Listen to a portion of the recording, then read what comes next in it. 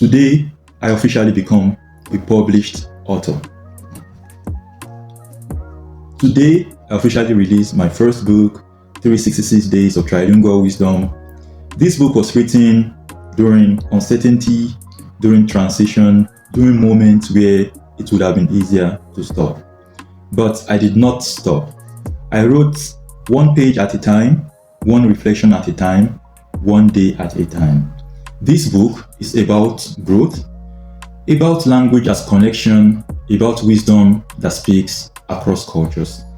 If you want to grow daily in 3 languages, if you believe that daily improvement matters, if you want something that works with you through 2026, this book is for you.